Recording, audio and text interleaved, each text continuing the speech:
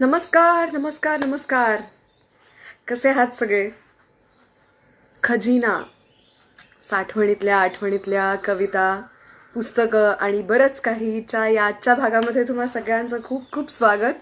मी तुम्हाला सांगितलं होतं की तुम्ही मला सांगा तुम्हाला इथं कुणाकुणाला बघायचं आहे, आणि ज्यांच्या नावाची तुम्ही प्रचंड प्रचंड प्रचंड अशी फरमाईश केली होती, ती व्यक्ती आज आपल्याला भेटायला, आपल्याशी गप्पा मारायला आज खजिनामध्ये येणार आहे. मी भयानक एक्सायटेड आहे, कारण ही व्यक्ती मला असं वाटतं की आत्ता लिहित असलेल्या कवींपैकी माझी सर्वाधिक आवडती कवी आहे. आणि आय एम ग्लॅड की त्याच्याबरोबर इतका वेळ घालवायची संधी मला मिळाली. आय थिंक हे खूप मोठी गोष्ट आहे माझ्यासाठी. मिलिंद जोशी इकडे आहेत. Hello Milind sir. माझे बाबा इथे आहेत. हॅलो. आणि त्या सगळ्यांना हॅलो जे इथे आलेले आहेत. अजिबात आता वेळ न घालवता मी आपल्या त्या स्पेशल गेस्टचं नाव तुम्हाला तर माहितीच आहे, पुन्हा एकदा सांगते. वैभव जोशी आज आपल्यासोबत गप्पा मारायला येणार आहेत. मी वैभव दादाला ॲड करायचा प्रयत्न करते. हा, गो लाईव्ह विथ.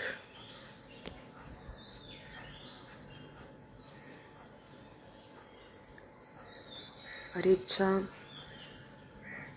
हां, waiting for Vaibhav Joshi official.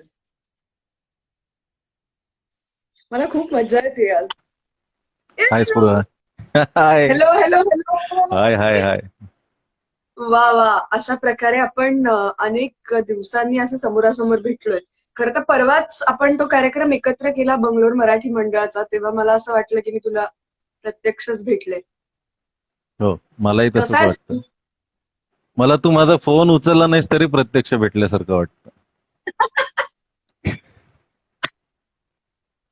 तुमचा साधारण एक अंदाज तुम्हाला आलाच असेल की या गप्पा कशा होणार आहेत पुढे. बरं, माझी ती काय हेडस्पेस वगैरे ओके आहे का आता? आज आज बरं आहे का जरा? You are in your on head space. Okay. Wow. नाही, हे स्पेसचं प्रस्त खूप वाढलंय. प्रत्येकाला हल्ली स्पेस हवी असते. हेड स्पेस पाहिजे, माइंड स्पेस पाहिजे. आणि आता बरं, आपला लॉकडाऊन मुळे. शंतनू इथे आहे, आपले चॅट बघतोय. शंतनू. शंतनू कोण? शंतनू बोरकर, सूरनवा.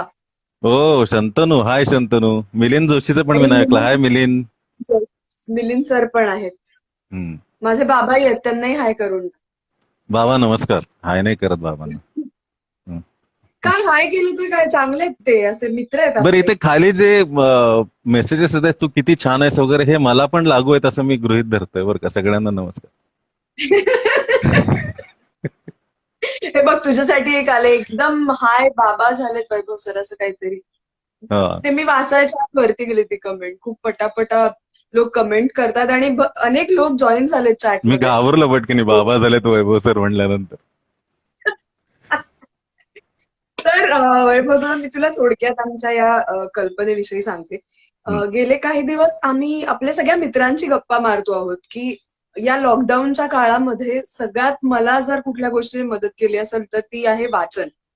कारण खूप छान वेळ माझा त्याच्यात जातोय, आणि असं वाटलं की आपले मित्र या काळात काय वाचतायत किंवा ओव्हरऑलच काय वाचत आलेत. कारण असं आपण कामात असतो तेव्हा आपण भेटतो तेव्हा आपली अशी भेटच नाही होत, म्हणजे बोलण्यासाठी, या चर्चा गोष्टी नाही होत. शेअर करण्यासाठी आपली चर्चा होत नाही.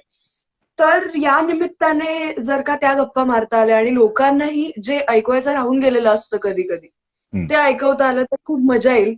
हं. कुणाल हिराव सुद्धा इकडे आलेले आहेत, हाय आपले कुणाल, मित्र. हाय कुणाल, हाय.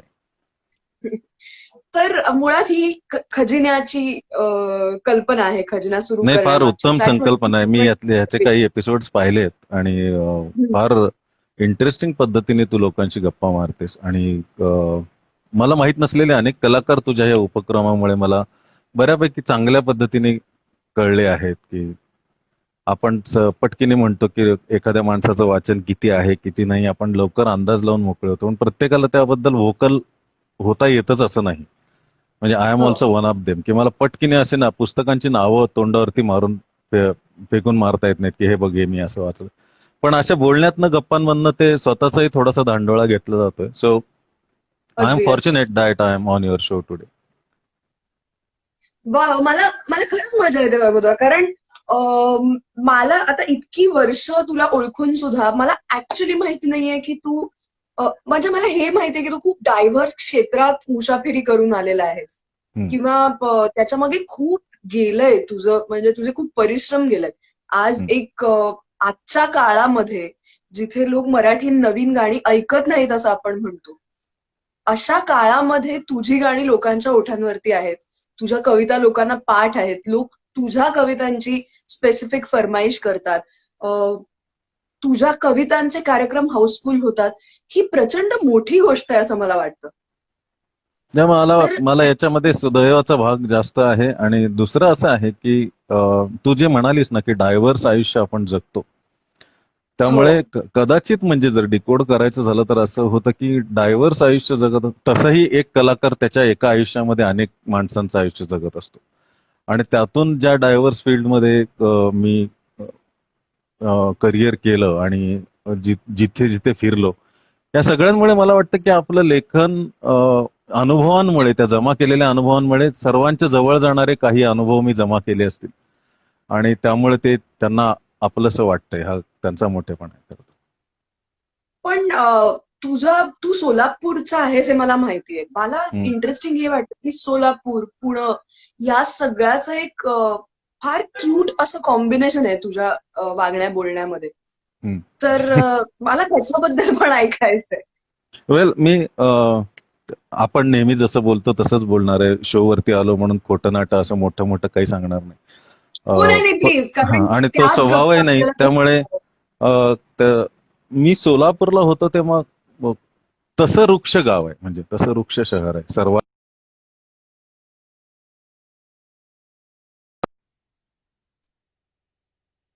अ, शिक्षणाकडे फार लक्ष नसलेला आणि अ, इतर अभिरुचींचा फार व्यासंग नसलेला वगैरे अशा पद्धतीचा होतो. पण मला फायदा असा झाला की माझ्या वडिलांना खूप वाचनाची आवड होती.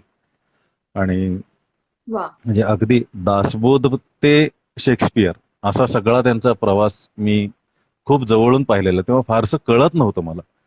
पण हम्म. व- अगदी म्हणजे हॅमलेट वगैरेचे उतारे तोंडपाठ असण्यापर्यंत त्यांची हे होती, म्हणजे काय ओ म्हणू, वा. प्रतिभाच म्हणूया त्याला.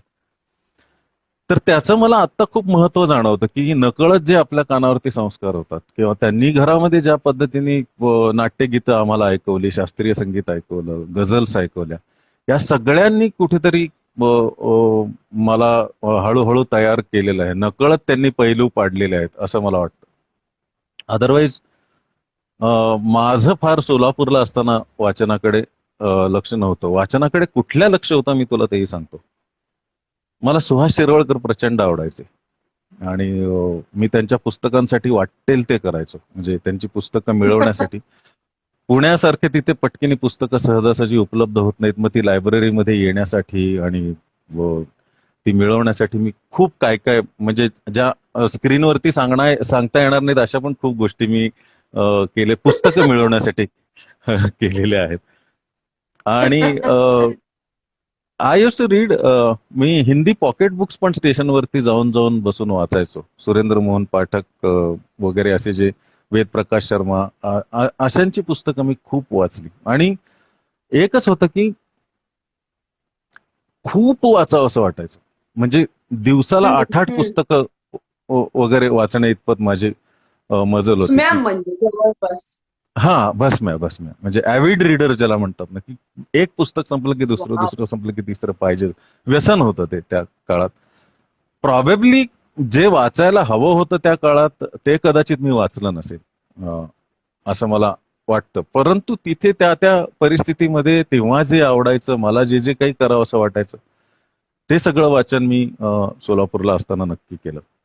आणि मग काय, माझ्या दादांमुळे, वडिलांमुळे, इंद्रायणी काठी म्हणू नकोस, किंवा म्हणजे अ, ज्ञानेश्वर दादांमुळे कळले, तुकाराम कळले, असं सगळं थोडंफार थोडंफार सगळीकडनं जमा करत गेलं.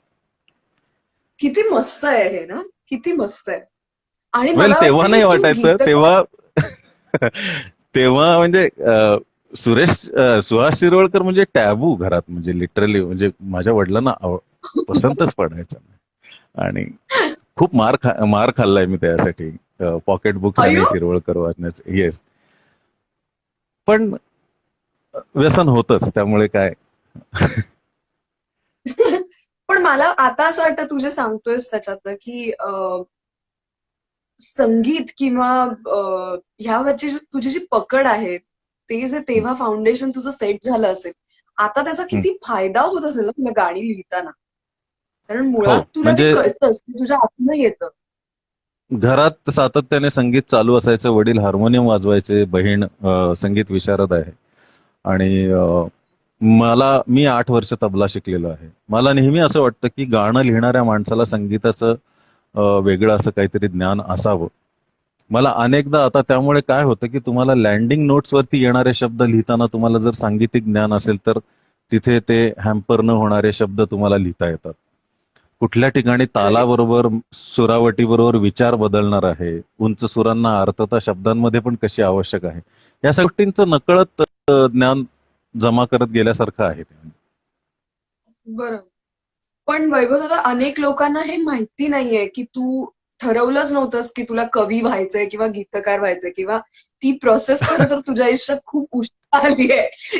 तर हो. आज हे सगळे जे तुझे फॅन्स इथे आहेत ना, जे जमलेत तुला ऐकायला, त्यांना असं मला वाटतं की त्यांच्यासाठी तू ही स्टोरी पण सांगावीस. तुझा हा एक, ही जी फेज आहे तुझ्या आयुष्यातली ती पण त्यांना सांगावीस. मला सोलापुरात गुंड मुलगा म्हणून ओळखतात. अजून पण कोणीही विश्वास ठेवत नाही की कवी वैभव जोशी आपल्या गावात परत आलेत वगैरे असं. असं नाही, नाही. त्यांनी तुला असं कोणी आत्ता दिसतोयस तसं बघितलं तर त्यांचा अजूनही विश्वास नाही बसला.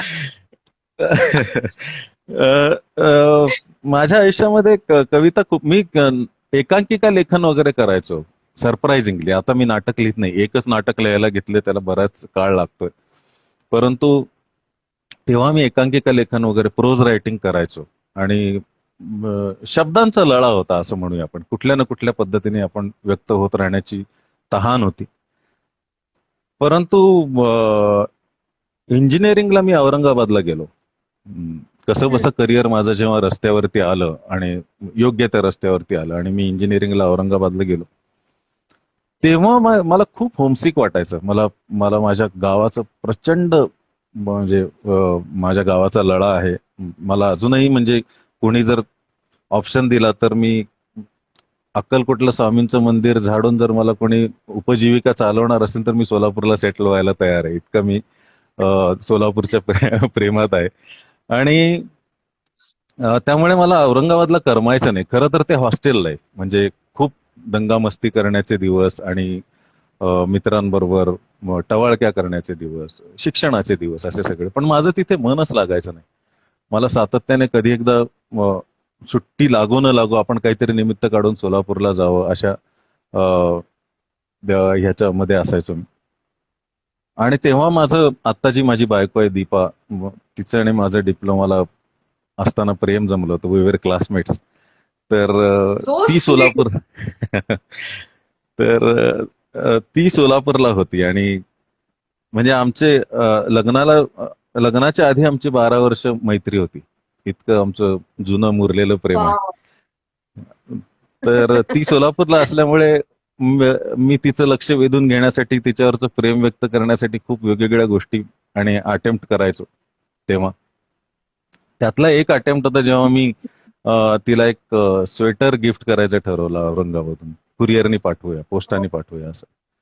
आणि तेव्हा तो त्या रस्त्यावरच्या नेपाळ्यांकडे 90 रुपयाला होता तो स्वेटर, आणि माझ्याकडे तेवढे पैसे नसायचे. तर मी 4.5 दिवसांचं जेवण स्किप केलं होतं माझ्या मेसमधलं. आणि आई ग. ते तो 4.5 दिवस मी न जेवता ते पैसे जमा केले होते, 90 रुपये, आणि तो स्वेटर विकत घेतला होता. आणि सो अ, स्वीट. आणि तो स्वेटर नुसता तसाच कसा पाठवायचा म्हणून मग मी एक आयडिया केली होती की आल्यानंतर, तिला पार्सल मिळाल्यानंतर तिने स्वेटर उघडताच क्षणी त्या स्वेटरवरती मी 8 कविता लिहून पाठवल्या होत्या. छोट्या मोठ्या बापरे. अशा वेगवेगळ्या. हा, त्या काय आय लव्ह यूच्या अक्षरामध्ये मी त्या अशा लिहिल्या होत्या कविता अशा. तर तेव्हा मला वाटतं ते जी समोरच्या माणसाला जिंकण्याची किंवा माझ्यासाठी तू किती महत्वाची आहेस याची जी उर्मी असते सांगण्याची, तेव्हा तुमच्या अभिव्यक्तीला आणखीन जास्त धार येते. आणि तुम्ही थोडंसं रिस्क टेकिंग तुम्ही करता, तुम्ही लोकांची जगाची चिंता नाही करत, तुम्ही वेगळं काहीतरी करू पाहता.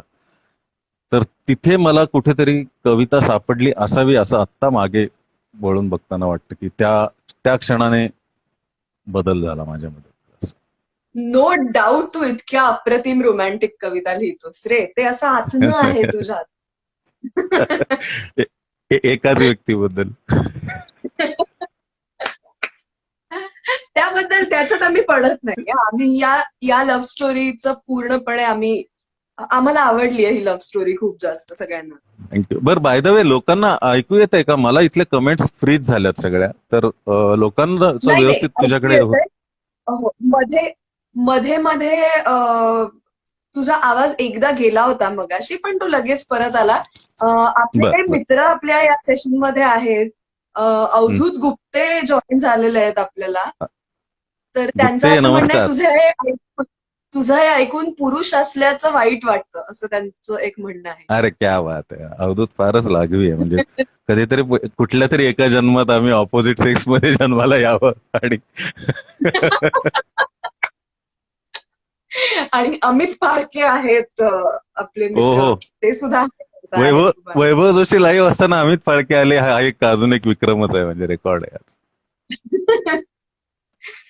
पण त्याच्यानंतर हो हो, जयवंत वाडकर सुद्धा आलेले आहेत आपल्या चॅट सेशन ऐकायला. वाड्या दादा, आज नमस्कार म्हणजे नमस्कार. आज तुमच्यासाठी बघताय की तुम्ही. हा. हं, पण मला त्याच्या पुढे जेव्हा तू ऍडव्हर्टायझिंग मध्ये आलास, हं, हं. त्या ठिकाणाहून लिखाणाकडे कायमस्वरूपी करिअर म्हणून बघायचं असं का ठरवलं? वा वा, व्हॉट काय वॉज द फोनेटिक्स, म्हणजे साधी पॉइंट? वाक्य बोलताना सुद्धा त्या ठिकाणाहून लिखाणाकडे, असं तू जे फोनेटिक्स मेंटेन करतेस ना, ते कवयित्री असल्याचं लक्षण आहे. सो वेल, मी सॉफ्टवेअर इंजिनियर आहे. बी कम्प्युटर सायन्स डिस्टिंक्शननी पास झालेलं आहे. त्यानंतर मी GRE टोफेल केलेलं आहे. त्यानंतर मी अरे 3 देवा. कॉलेजेसमध्ये MBA साठी ऍडमिशन घेतलेली होती, 1 वर्ष कंप्लीट केलेलं आहे. आणि MS करायला अमेरिकेला जायचं वगैरे सोडून, कारण मला कधीच भारत सोडून जायची इच्छा नव्हती, आजही नाहीये. मला कुठेच जावं असं वाटत नाही आपला देश सोडून. तर मी ते इथे पुण्यामध्ये, सोलापूरचे सगळे लोक जनरली करिअर करायला पुण्यातच येतात. फार मुंबईपर्यंत वगैरे जाताना तेव्हा तरी मी पाहत नव्हतो. त्यातल्या त्यात आपल्या स्पीडचं शहर म्हणजे जवळपास जिथे करिअरची ऑपॉर्च्युनिटी पण आहे आणि सोलापूर सारखं निवांत थोडं जगता येईल असं पुणे मी स्वीकारलं होतं.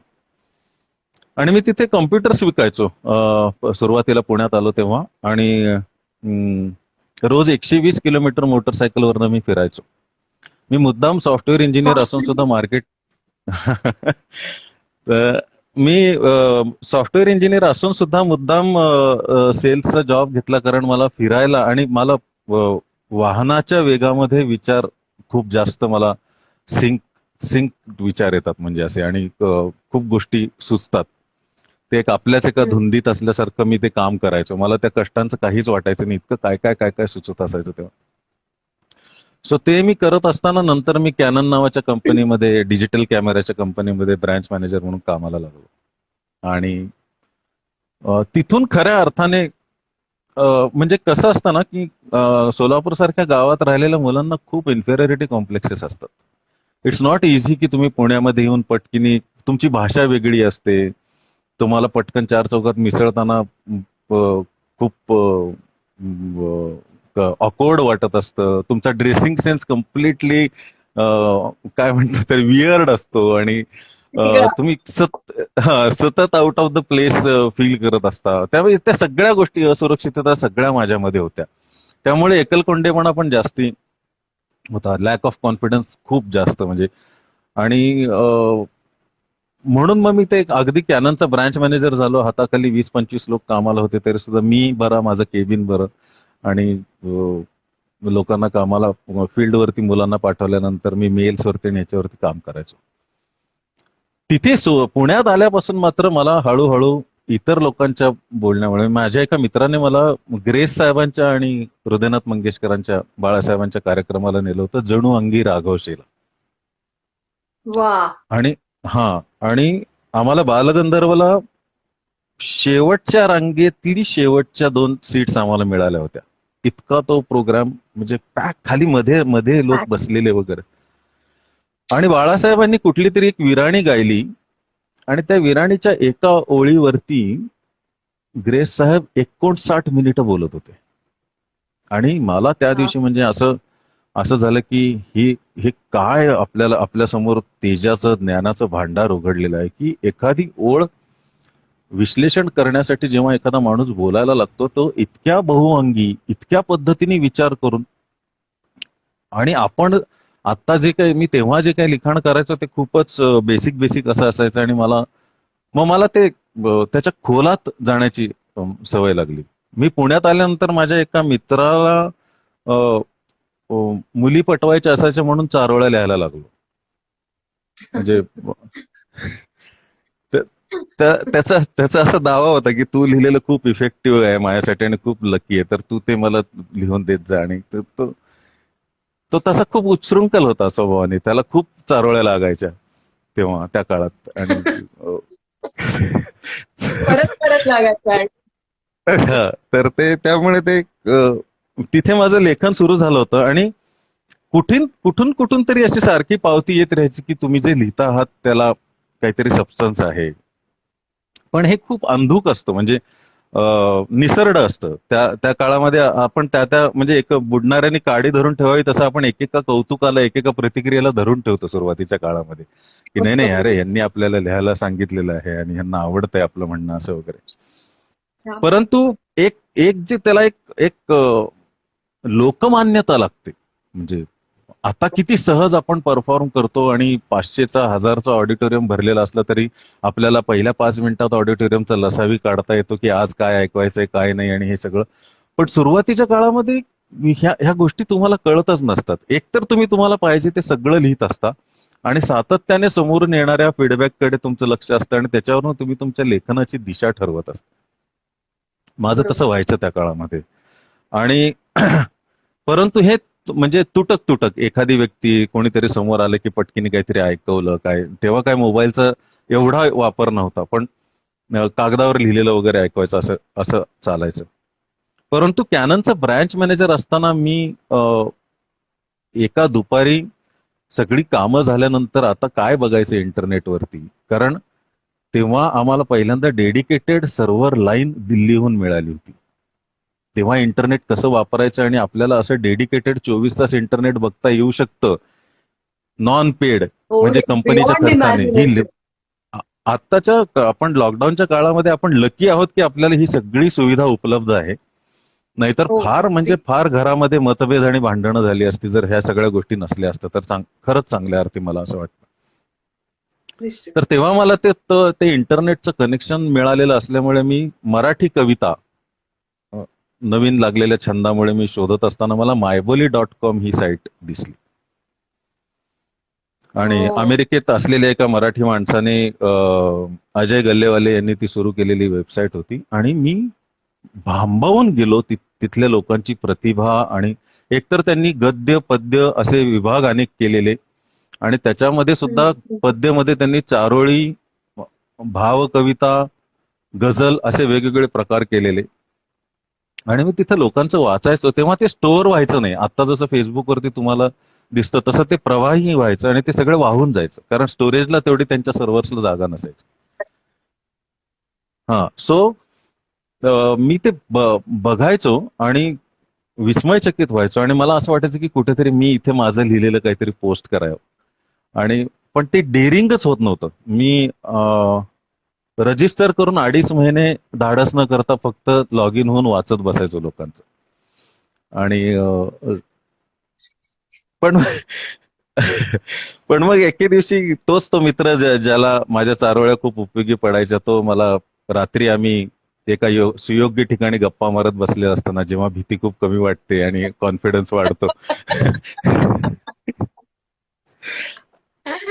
अशा ठिकाणी तो मला अतिशय शुद्ध शब्दांमध्ये त्याने समजावलं की मी किती मूर्ख आहे आणि मी कसं करायला पाहिजे आणि काय नाही. आणि तो तो मिळालेला कॉन्फिडन्स मी दुसऱ्या दिवशी सकाळपर्यंत हँगओव्हर सारखा टिकवला.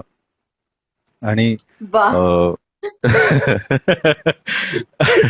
त्याच्यावर कुठलाही उतारा न घेता मी तो तसाच घेऊन ऑफिसला आलो. आणि वा. त्या दिवशी पहिल्यांदा मी त्या मायबोली.com वरती माझी एक चारोळी धाडस करून लॉग इन करून पोस्ट केली आणि दुसऱ्या मिनिटाला घाबरून लॅपटॉप बंद करून रजा टाकून घरी गेलो.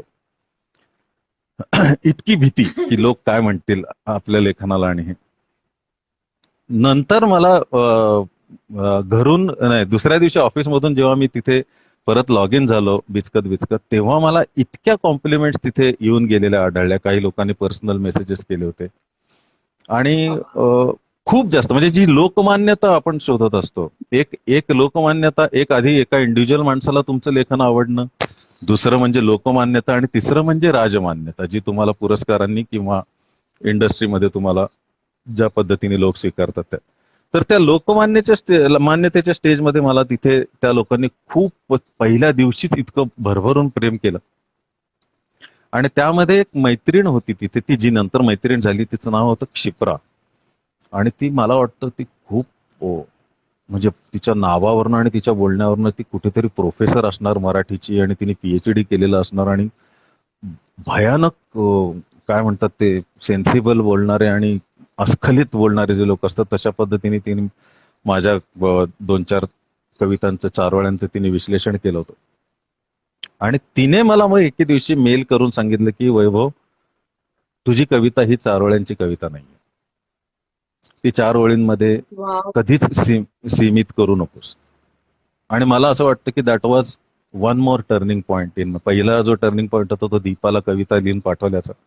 आणि इथे क्षिप्रानी असं नाही की सगळ्या 2 अक्षरीच आहेत पुढे आयुष्यात, पण हे सुरुवातीचे 1-2 जे काही आहेत ते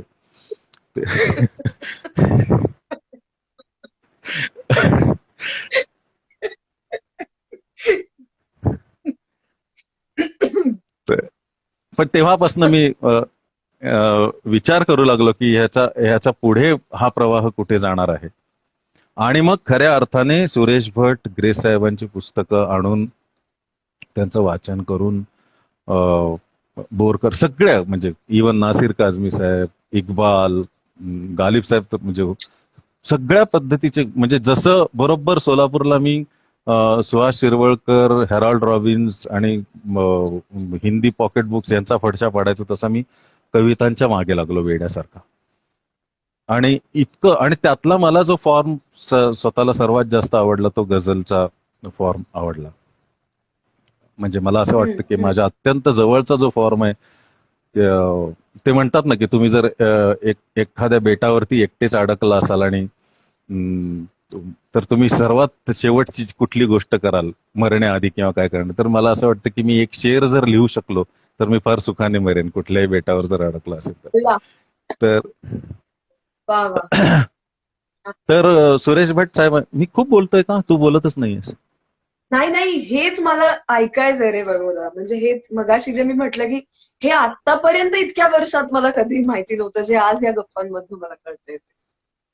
तू पाणी पितोयस ओके. तोपर्यंत आपले निखिल महाजन आणि वरद कठापुरकर आणि इतरही अनेक वा मित्र वा. या कॉन्व्हर्सेशन निखिलजी, मध्ये आलेत. वरदजी, नमस्कार नमस्कार. येस.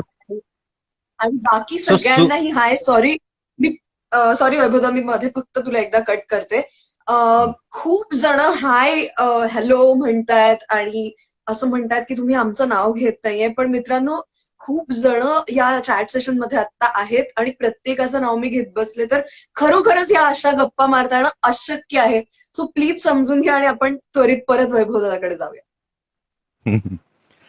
तर सुरेश भटांचे पुस्तकं, बोरकरांची पुस्तकं, काव्यसंग्रह, ग्रेस साहेब उशिरा आले आयुष्यामध्ये, आणली मी. आणि भटांच्या पुस्तकांचा मला इतका नाद लागला आणि मी भटांमुळे कविता आणि गझल वाचायला शिकलो. वाचायला म्हणजे मोठ्याने आपण जे वाचतो ना, लोकांना मीटर वाचता येत नाही हो पटकीने. हो हो हो आणि हो, मी एकदा बघितले, खूप ती जणांचं बघितलंय.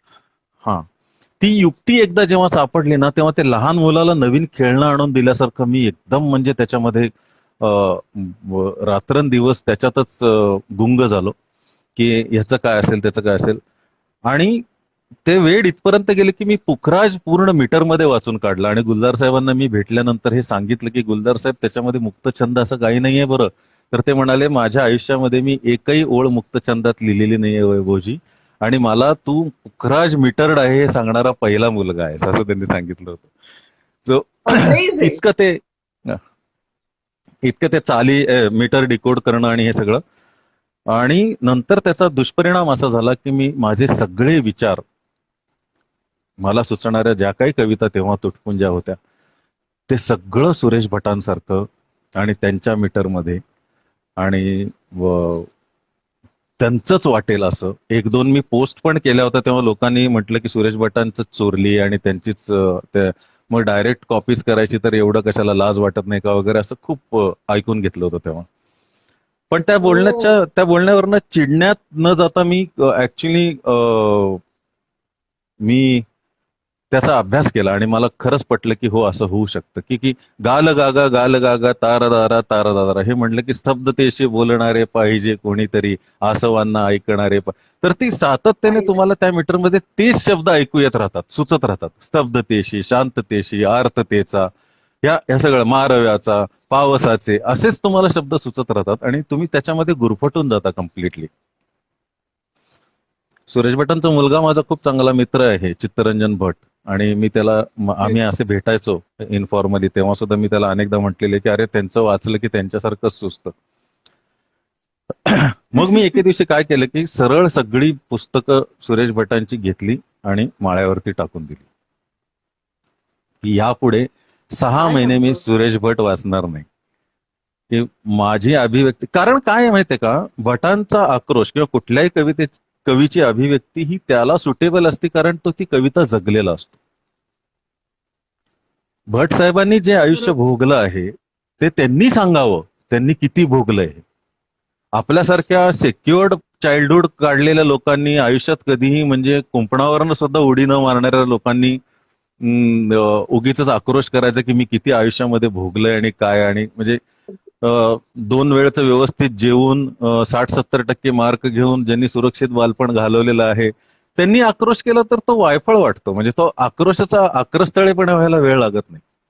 म्हणूनच मला असं बरोबर. वाटतं की भटांसारखं लिहिणारे जे नंतर अनेक कवी झाले त्यांच्यामध्ये बऱ्याच जणांचं काव्य आपल्याला आपल्यापर्यंत पोहोचायचं नाही. त्याचं कारणच मला असं वाटतं त्यांच्या सगळ्यांची थोरवी इंडिव्हिज्युअली मान्य करून की भटांचं म्हणणं भटांनी मांडावं, आपण आपल्या म्हणण्याच्या मागे जायला पाहिजे.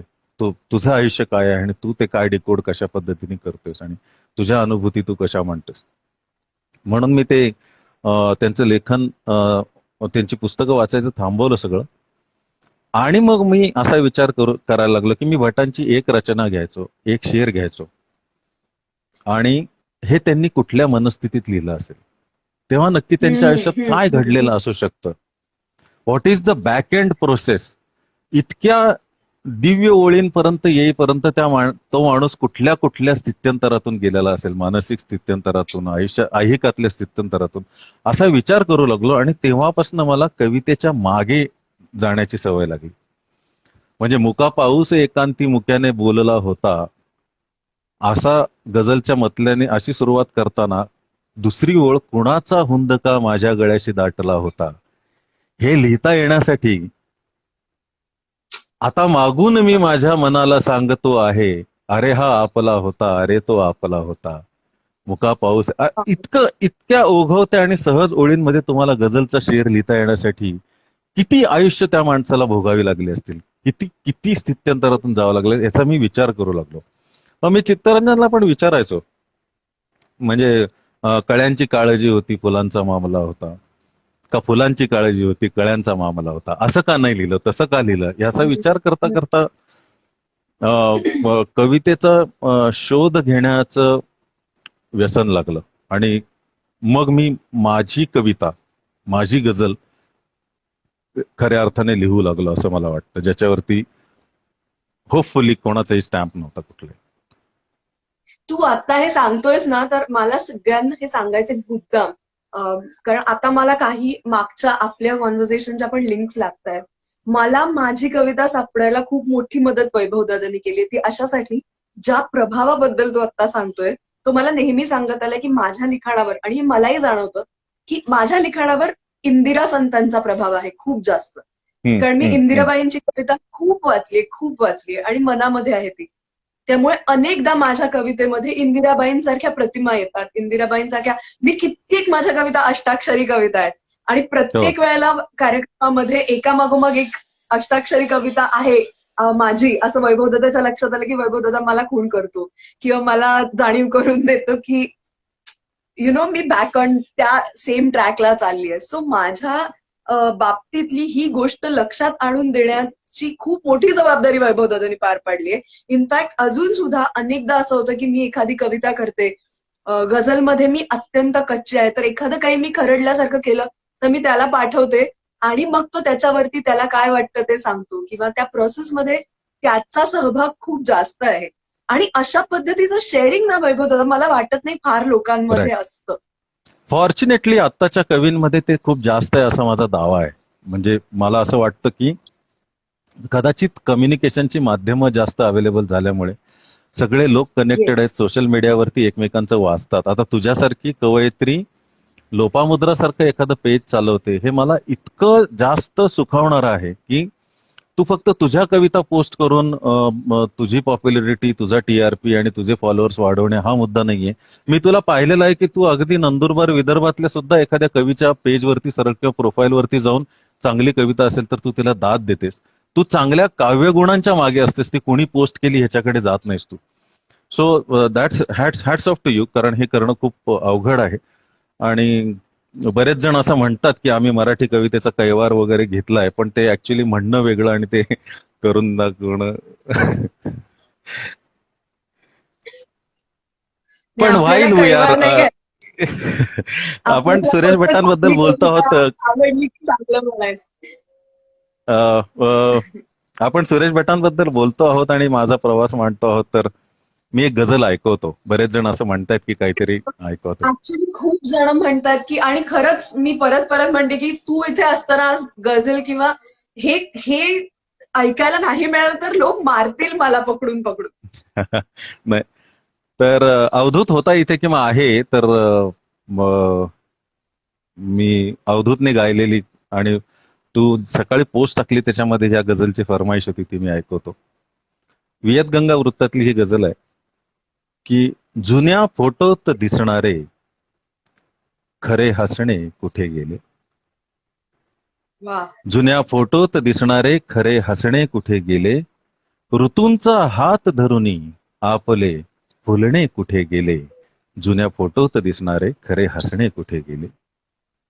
वा वा. स्वतःचा वाटणारा चेहरा हा चेहरा नाही. स्वतःचा वा. वाटणारा चेहरा हा चेहरा नाही. अरे ह्या आरशातील कालचे असणे कुठे गेले. ऋतूंचा वा हात वा. धरुनी आपले फुलणे कुठे गेले. कळत नाही कधी केव्हा वयाने मारले पाकिट. हा. कळत नाही कळत नाही कधी केव्हा वयाने मारले पाकिट. किती जपले तरी हमखास ते जगणे कुठे गेले. ऋतूंचा हात धरुनी आपले फुलणे कुठे गेले. रडू आले तरी आता रडत नाहीत हे डोळे. रडू आले तरी आता रडत नाहीत हे डोळे. समंजस काळजाच्या आतले तुटणे कुठे गेले. ऋतूंचा हात धरुनी आपले फुलणे कुठे गेले. असा तू जवळ ये अन सांगणारे जीवना आता. असा तू जवळ ये अन सांगणारे जीवना आता. शहाणे होत जाताना तुझे चुकणे कुठे गेले. ऋतूंचा हात धरुनी आपले फुलणे कुठे गेले. क्या बात, क्या बात, बहारदार. अवधूत थँक्यू. आपल्या पहिल्या एपिसोडचा गेस्ट होता खजिनाचा, आणि अवधूतने ही कविता गाऊन ऐकवली होती तुझी. हो, अरे क्या बात आहे. वा वा. मला येस असं म्हणजे येस येस. आपल्याच कवितेचं आपण काय म्हणतात पोस्टमार्टम करू नये खरं तर, पण ओघवत्या ओळी लिहायला शिकणं किंवा तुम्हाला लिहायला यायला लागणं ही खूप मोठी भाग्याची गोष्ट असते. मला सुरेश भटांवर आता आपण होतो म्हणून मी सांगतो की सुरेश भटांच्या कुठल्याही कवितेतलं ना विरामचिन्ह सुद्धा हलवता येत नाही, इतकं गोळीबंद अगदी लेखन मी पाहिलेलं आहे. मी अनेक कवी, प्रत्येक कवीची वेगवेगळी कॅरेक्टरिस्टिक असते, त्याचे युएसपी वेगवेगळे असतात. परंतु भटांचं म्हणशील तर मला असं वाटतं की तुम्हाला त्यांच्या कवितेतला एक शब्दही बदलता येत नाही, एक विरामचिन्ह हलवता येत नाही, काही नाही. की त्याच्या मागे किती मंथन झालं असेल, किती, मला खूपच म्हणजे कधी कधी खूप असं रडू पण येतं भटांच्या आठवणीने की हा माणूस किती कशा कशातून गेला असेल हे सगळं करताना. अगदी सॉरी, अगदी अगदी. एकेरी बोललो पण प्रेमाने. हा, नाही नाही. वैभव दादा, सीमा देशमुख आपली मैत्रीण नमस्कार सीमाजी, या नमस्ते. चॅट सेशन मध्ये आहे. आकाश पेंढारकर आपला होम स्वीट होमचा आकाश निर्माता नमस्ते, हाय, येस. आणि वाह, माझ्या डोक्यात त्याच ओळी जात नाहीयेत. म्हणजे सुंदर. आपण आता मी तुला म्हणालो ना की मला जो ओळींच्या मागे, कवितेच्या मागे जाण्याचा नाद लागला. आता तुझ्याच पोस्टवरती होतं, उद्या बालकवींचा जन्मदिन आहे आणि तुम्ही औदुंबर ऐकू आहे, मी वाचलो. म्हणजे आता ती कविता मी ऐकवतो आणि नंतर तुला त्याची मज्जा सांगतो. 8 ओळींची कविता आहे ही. ऐल तटावर पैल तटावर हिरवाळी घेऊन, ऐल तटावर पैल तटावर हिरवाळी घेऊन, निळा सावळा झरा वाहतो बेटा बेटातून. 4 घरांचे गाव चिमुकले पैल टेकडीकडे. हा, कुठलाही शब्द अनाठाई येत नसतो, मी तुला सांगतो नंतर. 4 घरांचे गाव चिमुकले पैल टेकडीकडे, शेतमळ्यांची दाट लागली हिरवी गर्दी पुढे. पायवाट पांढरी, पायवाट पांढरी तयातून अडवी तिडवी पडे, हिरव्या कुरणांमधून चालली काळ्या डोहाकडे. झाकळुनी जळ गोड काळीमा पसरी लाटांवर, झाकळुनी जळ गोड काळीमा पसरी लाटांवर, पाय टाकुनी जळात बसला असला औदुंबर, पाय टाकुनी जळात बसला असला औदुंबर.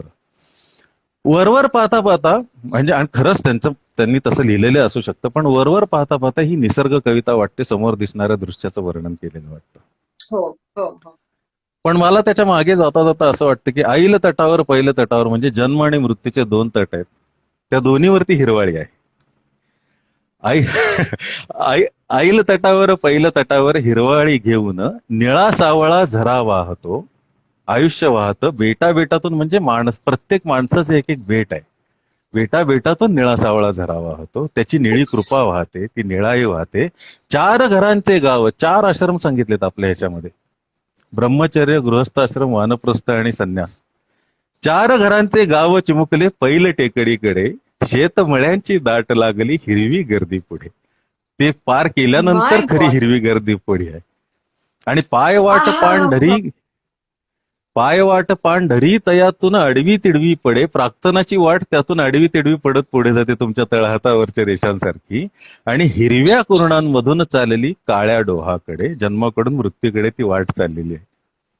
आणि असा हा औदुंबर ह्या प्रवाहात पाय टाकून सुद्धा काठावरती स्थिर आहे, असं तुम्हाला जगता यायला पाहिजे, असं मला त्या कवितेचा अर्थ लागतो. म्हणजे आय डोंट नो. आपण एवढेच दिसतोय म्हणून मी एवढाच नमस्कार केला. आपण समोरासमोर असतो तर मी या क्षणी साष्टांग नमस्कार घातला असता. कारण इतका वेगळा औदुंबर आणि इतका सुंदर औदुंबर याआधी मला कुणीही दाखवला नव्हता. आणि आय एम शुअर इथे असलेल्या प्रत्येकाचं हे म्हणणं असेल, जे जे लोक आज या चॅटमध्ये जॉईन झालेत त्या सगळ्यांना आज कवितेकडे बघायची वेगळी दृष्टी डेफिनेटली मिळाली असेल. आणि ह्यातनं एक फार महत्वाचा थॉट आहे की आपल्याला दृश्य माध्यमात दिसते, कागदावरती दिसते, त्याच्या किती पलीकडे ती कविता बोलत असते आणि आपण विचारच करत नाही त्या बरं. गोष्टींचा. आपण फक्त त्या शब्दांमध्ये राहतो आणि त्या अर्थाच्या अनुभूतीपर्यंत आपण जातच नाही. क्या बात आहे वैभव दादा, वा, खूपच कमाल. आणि मला हे नेहमी जाणवलंय की वैभव दादाकडे नुसतं कविता करणं ही एक वेगळी गोष्ट असते, पण कविता मांडणं, कविता उलगडून दाखवणं हा एक प्रचंड मोठा गुण आहे. तो वेगळाच आहे आणि तो सगळ्यांना जमत नाही. आणि स्वतःची कविता सादर करणं हे तर आहेच, पण स्वतःची कविता सादर करण्यापलीकडे आता ज्या प्रेमाने त्याने बालकवींची कविता ऐकवली किंवा भटांच्या ओळी आपल्याला ऐकवल्या, ते जे प्रेम आहे ते फार विशेष आहे, फारच जास्त. वाह, काय काय काय थँक्यू. काय कमाल गंमत. सो आपण आहा काय बोल. भटांपाशी होतो. हम्म. आणि त्याच्यानंतर मी टाइम्स ऑफ इंडियामध्ये कामाला लागलो. हम्म, आणि म्हणजे ती सुद्धा कशी गंमत असते बघ. आपल्याला वाटतं की आपण आपल्यापुरतं लिहितो आणि पण ते तसं म्हणतात ना की मी नेहमी सांगतो, अनेक जण मला म्हणतात की आमची कविता तुम्ही वाचतच नाही, आमच्या प्रोफाईलवरती येऊन तुम्ही कधी लाईक करत नाही किंवा व्हॉट्सअपवरती पाठवलेली तुम्ही तुम्ही ब्लू टिक पण ऑफ केलेला आहे, मग ती वाचली का नाही कळत नाही, मग तुम्हाला आवडली का नाही हे कळत नाही. तर मी नेहमी असं, आणि हे थोडंसं भाबडं वाटेल पण मी नेहमी असं म्हणतो की फूल उमललेलं कोणाला सांगावं लागत नाही. चांगली वाव कविता या वाव. चराचरात जन्माला आली आहे तर तिचा सुगंध तुमच्यापर्यंत यायचा, तो येतोच. तो त्याच्यासाठी तुम्ही कोणाला टॅग करायची गरज नाही. तुम्ही म्हणजे फोर्सिबली कोणाला समोर बसून ऐकवायची गरज नाही. आणि हा विश्वास दृढ करणारी घटना घडली माझ्या आयुष्यात, ती म्हणजे मी कॅनन इंडियामध्ये काम करत असताना माझी बदली कंट्री मॅनेजर म्हणून गुरगावला झाली, गुडगाव. आणि पुणे तुम्ही ऐकताय पुणे ना, म्हणजे सोलापूर, औरंगाबाद, पुणे, गुरगाव असं ऍक्च्युली 12 गावचं पाणी पिऊन आलेले आहेत जोशी. आणि खूप मोठे म्हणजे नॅशनल मॅनेजर वगैरे, म्हणजे खूप मोठा पगार आणि काय गाड्या, हे ते विचारू नको, सगळं लक्झरीज. परंतु पुण्यातल्या माणसाला कोणी गुडगावची जर ऑफर देत असेल तर तो कधी-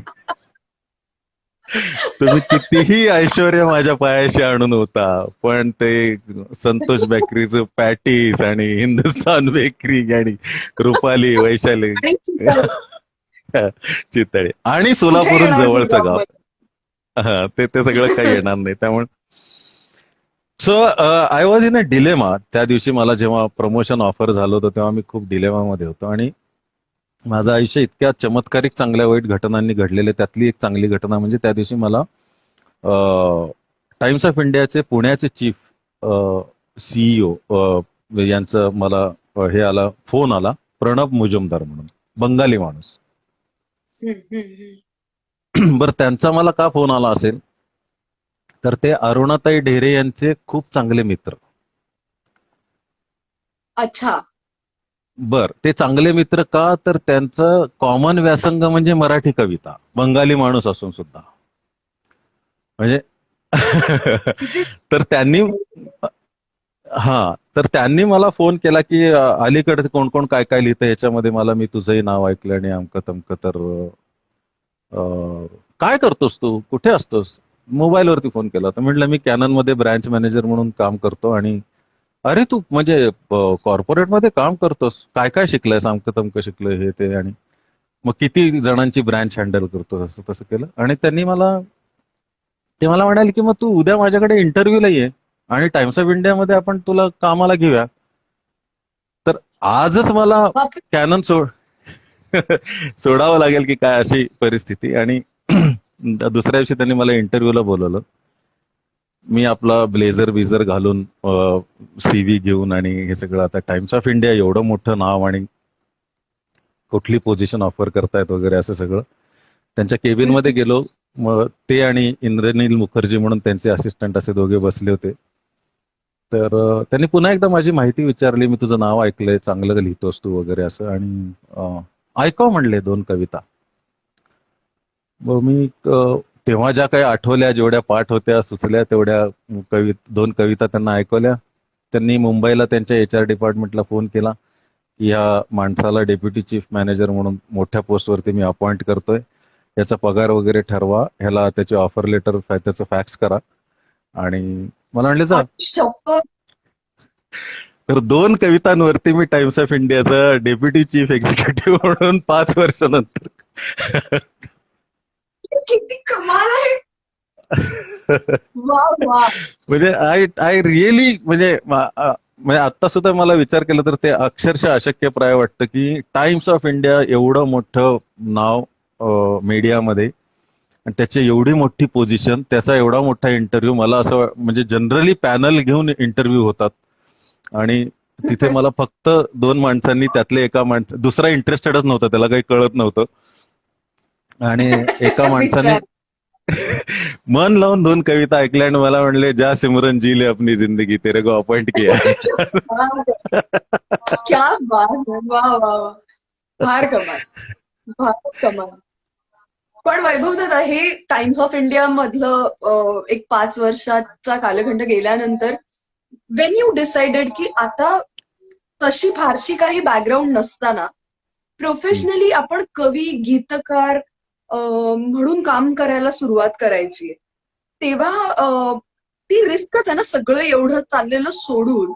अचानकपणे एका पूर्णतः तसं ओळखीचं असलं तरी तसं पूर्णतः वेगळं क्षेत्र करिअर होय. म्हणून जेव्हा आपण निवडतो तेव्हा काय होतं डोक्यात? भीती वाटली, डिलेमा झाला, किंवा काय काय झालं त्यावेळेला नेमकं? हे बघ, मी खूप प्रॉमिनंटली लिहायला लागलो होतो. I was in my purple patch. म्हणजे टचवूड मी अजूनही लिहितो. नेमाने अल्टरनेट डे मी काहीतरी लिहितो. देवाची कृपा आहे आणि म्हणून. आताही तू पर्पल पॅच साठीच लिहिलंस काही वर्ष. वाव. नमस्कार, नमस्कार, नमस्कार. मी स्पृहा जोशी आपलं स्वागत करते आपल्या रंगतदार मैफिलीत, जिचं नाव आहे सूरनवा. ज्यांना मी फक्त सांगते, पर्पल पॅच हे आमचं सूर्यनवा ध्यास नावाचं प्रोडक्शन हाऊस होतं, म्हणून मी हा एक अत्यंत तुकरट विनोद तेवढ्यात करून घेतला. आपली ही चर्चा चालू असते. हे चल. बघ, पण पर्पल पॅच साठी लिहिणं वेगळं आणि लिहिण्याचं पर्पल पॅच असणं फार वेगळं. याच्यात खूप मोठी तफावत आहे. वा वा वा वा. सौरभ भालेराव आहेत आपले आवडते संगीतकार इकडे. सौरभ हाय सत्तार. वाल्या. हाय हाय हाय. सो मी तेव्हा सॉरी लिहायला सॉरी. लागलो होतो prominently. When I join Times मी लिहायला लागलो होतो. भीमराव पांचाळेंची ओळख झाली होती. शाहीर सुरेश कुमार वैराळकर माझ्या आयुष्यामध्ये आले होते आणि सोबतीच्या करारचे संगीत दिग्दर्शक आशिष मुजुमदार माझ्या आयुष्यामध्ये आले होते आणि मी तेव्हा खूप जास्त लिहायला लागलो होतो. तर सोबतीचा करार ह्या कार्यक्रमात हा अल्बम काढायचं जेव्हा ठरलं तेव्हा त्यांनी त्यातल्या 2 रचनांसाठी वैशाली सामंतला घ्यायचं ठरवलं आणि तेव्हा माझा म्हणजे ठोका चुकला होता, कारण माझ्यासाठी ही सगळी नावं खूप मोठी होती. I was absolutely no part of the industry आणि मला एक्झॅक्टली. भीती वाटायची खूप ह्या नावांची, की अरे बापरे, म्हणजे ऐका दाजीबा गाणारे हे आणि असे सगळे आणि अवधूत गुप्ते, वैशाली सामंत ही नावं ऐकलेली. तर मी आशिषला म्हणालो, गातील का त्या, म्हणजे माझी रचना का गातील? तो म्हणाला, तुझी नाही माझी गाईल ना, चाल माझी वगैरे, असं तो मुजुमदार ज्या पद्धतीने बोलतो तसं तो. म्हटलं ठीक आहे. सो 2 रचना वैशालीचं डबिंग करायचं ठरलं. तिने ते गायला होकार दिला आणि आम्ही मुंबईला V2 स्टुडिओ नावाचं कुठलं तरी स्टुडिओ, V2 ला आम्ही गेलो होतो. सॉरी, पण मला भाग आहे आणखीन एक विनोद करणं या ठिकाणी. खरं तर हो, हो. त्यावेळेला तुझ्या मनात ही ओळखली एक होकार दे. ती अगं खूप वेगवेगळ्या प्रसंगी वेगवेगळ्या अर्थाने येऊन गेलेली आहे माझ्या आयुष्यामध्ये. म्हणजे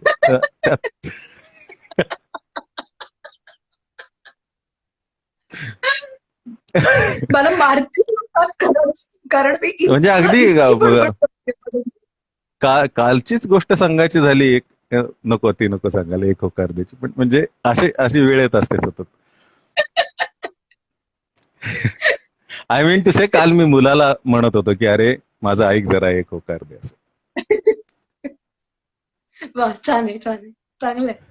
या सो आम्ही गेलो डबिंगला आणि मी तुला म्हटलं ना की गावाकडचे लोक खूप इन्फेरियरिटी कॉम्प्लेक्स घेऊन वावरतात आणि अजून पण मला पटकीने कुठली तरी मोठी व्यक्ती, इव्हन आपल्या सूर नावाच्या सेटवरती कोणीतरी येणार आहे महत्वाचं, म्हणजे आशुतोष गोवारीकर सर आले होते किंवा असे अनेक जण आले होते, महेश मांजरेकर. तर मी जरी मागे असलो तरी ते तुझ्यापर्यंत स्टेजवरती येण्यासाठी ते मागूनच येतात ना, मागच्या बाजूने आमच्या कन्सोलच्या इथून येतात. तर हो. मला खूप आधीपासून धडधडायला लागतं की ह्यांना आता आपल्याला सामोरं जावं लागणार, हे आल्यानंतर उठून कसं उभं राहायचं असतं, हात मागे ठेवायचे की हात असे छातीवरती ठेवायचे असतात का खिशात घालून उभं राहायचं, ज्याचा माझ्याशी काही संबंध नाही. मी खाली मान घालून लॅपटॉपवरती बसलेला असू शकतो, परंतु त्याचं मला उगीच सकाळपासून दडपण, पुण्याहून शूटला येईपर्यंत मी त्याचा विचार करत असतो की आपण कसं वागायचंय आज दिवसभरात. सो तसंच त्या दिवशी रेकॉर्डिंगला गेलो तेव्हा झालं होतं. मी इतका अडाणी होतो की मला कन्सोल रूम आणि रेकॉर्डिंग रूम पण कळायचं नाही. म्हणजे आतमध्ये जिथे उभं राहून गायक गातात आणि मी त्या त्या रूम मध्ये जाऊन एका कोपऱ्यात मांडी घालून खाली बसलो होतो लपून. आणि आणि सिरियसली, आणि आशिष बाहेरच्या कन्सोल रूम वरती ते पुण्याहून नेलेले ट्रॅक्स वगैरे लोड करत होता आणि त्याला माहितीच नाही मी कुठे आहे, काय आहे. आणि मी तिथे आतल्या खोलीत असं जरा बऱ्यापैकी टेन्शन मध्ये बसले असताना माझ्यासमोर डायरेक्ट एक कागद आला आणि मी वरती बघितलं हा. तर ते मीच लिहिलेली गझल होती ती. ऋतू येत होते, ऋतू जात होते, फुलावे कसे हे कुणा ज्ञात होते, पुन्हा आज वा रेंगाळला प्राण माझा, पुन्हा आज रेंगाळला प्राण माझा, कुणी आपलेसे म्हणे आत होते, ऋतू येत होते, ऋतू जात होते. वा वा वा वा वा. तर तो कागद समोर आला आणि मी वरती बघितलं तर वैशाली वैशाली माझ्यासमोर तो कागद घेऊन उभी होती आणि मला म्हणाली, मी असं धडपडून उठायला गेलो, ती म्हणली नाही नाही थांबा कविराज, तुम्ही मला या कागदावरती आधी सही द्या, त्याशिवाय मी हे गाणं गाणार नाही. अयो, तर किती मस्त.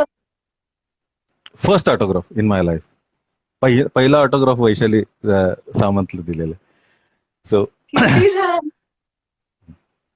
आणि मी काहीतरी, म्हणजे तेव्हाची माझी सही सुद्धा इतकी विनोदी असेल मला आता काही आठवत पण नाही. आणि ती मला म्हणाली की आज सकाळी मी जेव्हा गाण्याची प्रॅक्टिस करत होते तेव्हा मला आई कित्येक वर्षांनी म्हणाली की आज तू चांगलं गाणं गातेस, अशी गाणी तू गायला वा पाहिजेस. म्हणजे असं नाही, म्हणजे तिचं जॉनरा वेगळा आहे आणि ती ती तेव्हा वेगळी गाणी गायची, त्याला सुद्धा स्वतःचं एक खूप चांगलं महत्व आहे आणि कमर्शियल आस्पेक्ट आहेच त्याला. पण काकूंना ते खूप भावलं होतं आणि त्यासाठी ती ती म्हणाली होती की मग मी या कवीची सही घेऊन तो कागद जपून ठेवणार आहे, म्हणून ती माझ्यासमोर उभी होती. आणि अमेझिंग. मग त्या दिवशी तिने ते डबिंग वगैरे केलं. मी तसा अधांतरीच पुण्याला परत आलो. पण एक गोष्ट झाली की वैशालीकडे माझं नाव एक चांगला कवी म्हणून रजिस्टर झालं. आणि मग सोबतीचा करार ह्या सीडीच्या रिलीजच्या वेळी तेव्हा सुद्धा आशिष मुजुमदारांनी म्हणजे धूम उडवून दिली होती. त्याने सचिन खेडेकरला फोन केला, किशोर कदमला फोन केला, सौमित्रला फोन केला आणि वैशाली तर गायलीच होती, त्यामुळे वैशाली येणार होती. तर मला जेव्हा आदल्या दिवशी आशिषने सांगितलं की अरे सचा येतोय, किशा येतोय, तर मला म्हणजे ही नावं अशा अशा पद्धतीने कशी घेतात हे सुद्धा म्हणजे. वा वा. अरे सचा सचा येतं, येतोय, किशा सचा येतोय. येतं. मी म्हटलं कोण सचा? खेड्या. अरे म्हटलं कोण खेड्या? तो सचिन खेडेकर येणार आहे. आता ते भैरवीमध्ये एकत्र कार्यक्रम करायचे, त्यांची मैत्री होती, किशोरची मैत्री होती, त्यामुळं ते म्हणजे बात पश्मिनेकीच्या वेळी त्यांची मैत्री झालेली. तर आणि मग त्यांना रविराजमध्ये आपल्याला राहायची सोय करायची वगैरे किंवा स्वरूपमध्ये. तर तेव्हा पगार म्हणजे म्हणून, त्यामुळे तू सांग कुठे ठेवायचं, आपण ठेवूया वगैरे. आणि ऑडिटोरियम मध्ये पुण्याच्या SM जोशी मध्ये जेव्हा मी सचिन खेडेकर आणि किशोर कदमला माझ्या पुस्तक CD प्रकाशनासाठी येताना आयल मध्ये येताना पाहिलं, तेव्हा मला म्हणजे अक्षरशः कुठे पळून जावं हे कळत नव्हतं. आणि त्या दोघांनी त्या दिवशी त्यांच्या भाषणामध्ये माझ्या कवितांचं एवढं कौतुक केलेलं की मला असं वाटलं, माझे अनेक फोटो त्या कार्यक्रमामध्ये बसलेले असे आहेत, म्हणजे असे बसलेले फोटो आहेत.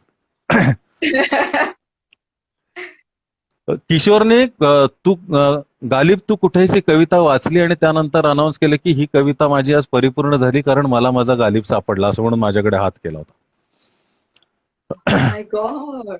आता ते तेव्हाचं प्रेम, आणि म्हणजे आताही आहे प्रेम, पण तेव्हाचं ते प्रकाशनाच्या दिवशीचं प्रेम आणि हे सगळं त्याच्यामध्ये ते जरी झालं असलं तरी एखाद्या भारावून जाणाऱ्या मुलाला म्हणजे पायाखालची जमीन निसटल्यासारखंच होतं ना ते. आणि त्या कार्यक्रमात वैशालीने तिने अल्बम मध्ये गायलेली 2 गाणी गायली आणि ती म्हणाली मी आता जाते, मला मुंबईला जायचं, तू मला सोडायला बाहेर ये.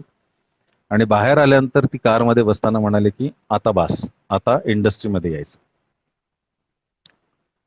आणि किती चांगलं मस्त. लिहिणाऱ्या कवींची गीतकार म्हणून गरज आहे. तर मी रमेश देव काकांचा एक सिनेमा करते, त्याचं मी संगीत करते, त्याची गाणी तू लिही. आणि तिथपासून प्रवास सुरू झाला. हे सगळं टाइम्स मध्ये नोकरी असतानाच. वाव. फक्त एक होतं की मी कधीही ऑफिस आवर्स मध्ये गाण्यांचं काम नाही करायचो. खूप गाणी लिहित होतो अरे. त्यावेळी. मी म्हणजे सुरुवातीच्या हम्म. काळात 38 वगैरे अल्बमची गाणी लिहिली आहेत मी, हिंदी मराठी ब्रज सगळी अशी, ज्यांचं आता कुठेही नामोनिशाण पण नाही. पण अल्बम्स म्हणजे अल्बम्स म्हणायचं झालं तर, त्यामुळे साधारण क्वांटम गाण्यांचा विचार केला तर प्रत्येक अल्बम मधली 8-8 गाणी लिहायची तुम्ही, तर असं बघशील तर 300-400 गाणी तर तेव्हाच लिहिली होती. काय पण मी सुपर आहे. कधीही ह्याच्यात नाही लिहायचो, ऑफिस आवर्स मध्ये नाही लिहायचो. ऑफिसला माहिती होतं कारण त्यांनी माझं दोन्ही प्रोफेशन बघून किंवा दोन्ही मुजुमदारांनी मला प्रणब मुजुमदारांनी रिक्रूट केलं होतं तेव्हा त्यांना मी कवी आहे म्हणूनच त्यांनी घेतलं होतं, गीतकार होणार आहे हे बघूनच घेतलं होतं. आणि त्यांच्यासाठी ते दोन्ही होतं, म्हणजे क्रिएटिव्ह साईड पण माझी त्यांना उपयोगी यायची, अशा पद्धतीने त्यांनी मला रिक्रूट केलं होतं. पण प्रतारणा नको, दोन्हीकडे पैसे कमवतोय असं नको म्हणून मी ऑफिस आवर्स मध्ये लिहायचो नाही. परंतु माझं एक गाणं म्हणजे 5 वर्ष टाइम्स ऑफ इंडियामध्ये झाली आणि माझं एक गाणं रूपभाई गाणार होते, रूपकुमार राठोड, हिंदी गाणं गाणार होते माझं, बराक. रूपजी. आणि ते 4 दिवसांनी गाणार होते, परंतु अचानक काहीतरी त्यांना अमेरिकेला जायचं ठरलं त्यांचं कुठल्या तरी इमर्जन्सीमुळे, आणि मला संगीतकाराचा फोन आला की आत्ताच्या आत्ता मला गाणं लिहून दे, 5 वाजता रूपबाई येणार आहे स्टुडिओमध्ये आणि आपण ते करूया, आणि मला खात्री आहे की तू ते करशील, आपल्याला ते करावंच लागणार आहे कुठल्याही परिस्थितीत. सो मी टाइम्स ऑफ इंडियामध्ये जॉब करत असताना त्याच्या लंच टाइम मध्ये त्या दिवशी बसून लंच स्किप करून ते गाणं लिहिलं. गाणं त्यांना आवडलं, आवडल्याचा फोन आला. मग मी खाली गेलो माझ्या बॉसकडे आणि माझं रेसिग्नेशन दिलं की मी आज ऑफिस आवर्स मध्ये पहिल्यांदा गाणं लिहिलेलं आहे आणि यापुढे मी इथे आता काम करणार नाही. ओ. सो तेव्हा तू जो विचारला प्रश्न, तेव्हा ते पुढे काय होणार वगैरे भीती, ह्या गोष्टीचा विचार करायलाच वेळ नव्हता. आपण कोणाशी तरी प्रतारणा केलेली आहे आपल्याला मीठ भाकर देणाऱ्या लोकांशी, आणि आता आपल्याला हे जमणार नाही. आणि he was surprise, he was shock. तो म्हणाला क्या बात कर रहा है. ते बंगाली लोक खूप शिवी वगैरे देऊन बोलतात, त्याने मला खूप म्हणजे मातोल घराण्याचा उद्धार केला माझ्या सगळ्या. आणि पण मी म्हटलं नाही, मी ह्याच्या पुढे नाही नोकरी करणार आता, आणि दिस इज माय रेसिग्नेशन. आणि वरती आलो, डेस्क आवरलं, बायकोला फोन केला की मी नोकरी सोडली. आता इमॅजिन, टॅक्स पेड महिन्याला 1,65,000 रुपये पगार, आणि आणि हे 2012 म्हणजे 8 वर्षापूर्वीची गोष्ट, म्हणजे तेव्हाच 1,65,000 रुपये. आणि ऑफकोर्स. आणि मी बायकोला सांगतोय की मी नोकरी सोडलेली आहे. तर त्यावरती म्हणाले की तसा जरा उशीरच केलास, लवकर घरी ये, जेवायला काय करू, वांग्याची भाजी करते. सो ती माऊलीच आहे रे, ती माऊली आहे. संत आणि दीपा. आणि दुसऱ्या दिवशी मला भाबडेपणे म्हणते, मग मी काय करते, जोग हायस्कूलमध्ये 3,500ची शिक्षिकेची नोकरी धरली आहे आणि तेवढाच जरा संसाराला आधार. मी म्हटलं अगं, किती गोड आहे हे सगळं. अगं म्हटलं आपली लाईफस्टाईल 1,65,000 महिन्याची, तू 3,500ची नोकरी करते म्हणतेस, आणि असं काही गरज नाहीये, तू थांब घरी, मी करेन काहीतरी, म्हणजे असं काही होणार नाही याच्यामध्ये. So so. उपकार वैशाली सामंतचे की तिने मला बोट धरून इंडस्ट्रीमध्ये आणलं. म्हणजे आज जो काही मराठी फिल्म इंडस्ट्रीमध्ये वैभव जोशी जो काही आहे, तो केवळ वैशाली सामंतमुळे आहे. हे हे 500% सत्य आहे. त्यामुळं वैशालीने आवाज दिला तरी सुद्धा मी प्राण काढून द्यायला तयार असतो. तिने नुसती हाक मारायचा अवकाश की हा चल करूया, काय करायचं असं. हे किती मस्त आहे. आणि त्याच्यानंतर म्हणजे इतका अमेझिंग तुझा सगळा प्रवास आहे मग ते. आणि इतकी गाणी, मी मगाशी पण म्हटलं, अशा काळात आपण आता आहोत की जिथे मराठी फिल्म्सची गाणी लोकांच्या लक्षात आहेत, पाठ आहेत, असं फार रेअरली होतं. आणि त्यावेळेला वैभवदाचं रखुमाई असेल, त्याची आनंदी गोपाळ मधली गाणी असतील, आता येणाऱ्या वसंतराव चित्रपटासाठीची गाणी, त्याने 4 गाणी, आणि ती मी ऐकलीत, काय तोडीची गाणी आहेत ती. अशी अमेझिंग त्याने कामगिरी केली आहे. आमचा होम स्वीट होमचा जो लेखक आहे त्यातल्या कविता त्याने लिहिल्या हा, that so me reminds, I इतकं मस्ट कट यू, हम्म, की बराच वेळ हाय काय नाही काय लोकांना ऐकायचे आणि होम स्वीटचा उल्लेख आलाय, तर आपण हाय काय नाही काय ऐकूया आता बरा लोकांना. वैभव दादा तुझ्या लक्षात आलंय की मला माहित नाही पण 1 तासापेक्षा जास्त वेळ होऊन गेलाय आपण काय गप्पा सांगते? मारतोय. मग इतक्या थांबूया का? फॅन्टॅस्टिक गप्पा झाल्या त्या थांबूच नाही असं वाटतंय मला. ओके, मी हाय काय नाही काय ऐकवतो. म्हणजे नाही प्लीज कारण प्लीज ऐकव. आयुष्याची अनसर्टन्टी बद्दल बोलतो आहोत आपण.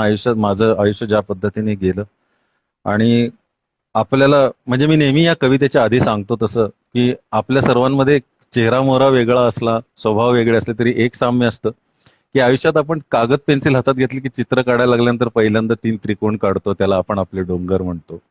मध्ये एक असा गोल काढतो, त्याला आपण आपलं सूर्य म्हणतो. त्याला 4 काड्या काढतो, ते त्याचे किरण म्हणतो. मग अरे बापरे, सगळं जरा रिकामच दिसतंय म्हणून तिथे शेजारी 4-4चे 4 पक्षी काढतो आणि आ- आणि नंतर अगं बाई सगळं वरवर चाललंय म्हणून खाली येतो आणि असे नागमोडी असे 2 रेघा मारून आपण नदी काढतो. ती नागमोडी काढली कीच जुळजुळू वाहते. हे लहानपणापासून आपल्यावरती संस्कार असतात, मग आपण ते तसं करतो. वा वा वा वा वा वा. आ- म्हणजे आयुष्य असं किंवा नदी, हे नागमोडी असेल तरच खऱ्या अर्थाने जुळजुळू वाहतं, असंच आहे ना ते की. आणि मग आपण अरे बापरे हे आपल्या आयुष्याचं चित्र झालं आणि आपण कुठे आहोत याच्यात, ह्याला काय अर्थ आहे असं म्हणून आपण उजव्या कोपऱ्यात जातो, तिथे एक चौकोन काढतो, त्याला आपण आपलं घर म्हणतो. त्रिकोण काढतो, त्याला छप्पर म्हणतो. आणि घरदार झालं, वा सगळं झालं, पण अरेच्या आपण अजून कोणी आपणच नाही आहोत स्वतः. मी कुठे आहे असं म्हणून मग बाहेरून आपण एक गोल कलिंगडासारखं डोकं काढून खाली काटकोळ्या रेगांचं एक अंग काढून त्याच्या खाली नाव लिहितो आपण, वैभव जोशी असं, आणि माझं आयुष्य असं. आणि हे इथून सुरुवात करतो आणि आयुष्यभर तो मीपणा विसरण्यासाठीची धडपड, एवढ्या सगळ्या प्रवासात आपलं आयुष्य निघून जातं. तर हे काढताना आपल्याला खूप सोपं वाटतं. आपण आपलं आयुष्य डिझाईन करतोय, कंट्रोल करतोय. आता बघ, साध्या एका व्हायरसमुळे आपली जी काही डिझाईन्स होती ती सगळी बदलून गेलेली आहेत आयुष्याची. आणि ह्याच्यानंतरचं आयुष्याचं डिझाईन हे कम्प्लिटली त्याने डिक्टेट केलेल्या रेषांनुसार वेगळंच असणार आहे कुठलं तरी. सो हे येणार आहे जाणार आहे, म्हणून या कवितेचं नाव हाय काय नाही काय. आणि आयुष्य जसं फास्ट येतं आणि फास्ट जातं तशीच त्याची लय आहे, म्हणून मी तसं सादर करण्याचा प्रयत्न करतो. हाय काय नाही काय. आयुष्याचा कागद घे, हुशार. हिरव्या हिरव्या रेघा मार, हेच आपले दरी डोंगर गडद कर हिरवळ पांघर. आयुष्याचा कागद घे, हिरव्या हिरव्या रेघा मार, हेच आपले दरी डोंगर गडद कर हिरवळ पांघर. आडवे तिडवे गोल काढ, त्यांनाच आपले ढग म्हण, आठवणींनी काळं कर, त्याला आतलं मळब म्हण. थोडं काळं थोडं निळं, ज्याचं त्याचं त्याला दिलं आभाळ डोंगर ढग झालं, पाणी सुद्धा दाटून आलं. आहे काय नाही काय. हा हा हा. थोडं काळं थोडं निळं, ज्याचं त्याचं त्याला दिलं आभाळ डोंगर ढग झालं, पाणी सुद्धा दाटून आलं. हाय काय नाही काय. आता थोडा खाली ये, कोपऱ्यामधली जागा घे. 40 नंतर आता थोडा खाली ये, कोपऱ्यामधली जागा घे. चौकोन काढ, घर म्हण, त्रिकोण काढ, छप्पर म्हण. पाहिजे तितकं रंगवदार, काटेरी पण कुंपण मार. पाहिजे तितकं रंगवदार, काटेरी पण कुंपण मार. आपल्यापुरतं तोरण लाव, आपल्यापुरतं आपणच गाव. दार उंबरा अंगण कुंपण, इतक्याच जागेत मावतो आपण. घर झालं दार झालं चित्र निम्म पार झालं. हाय काय नाही काय. वा आता वा. दारात थांबून राहा. 60 नंतर आता दारात थांबून राहा, पाऊस कुठून येतो पहा. आता दारात थांबून राहा, पाऊस कुठून येतो पहा. सोडून दे कळणार नाही, आला पाऊस टळणार नाही. चमकेल तेव्हा चमकेल वीज, तू नकोस चमकूस प्लीज. एकाग्रता होईल रे भंग, डोळ्यामधले सांडतील रे रंग. हे बघ धक्का लागला सुद्धा, हे बघ कोंडी फुटली सुद्धा. हे बघ धावून आली सर, आणि हे बघ वाहून गेलं घर. हाय काय हा. नाही काय. क्या बात है, क्या बात है. आता सगळ्यांनी टाळ्या वाजवल्या असतील हे चॅट बघणाऱ्या, माझी खात्री आहे. क्या बात है वैभव दादा. पण मला असं वाटतं की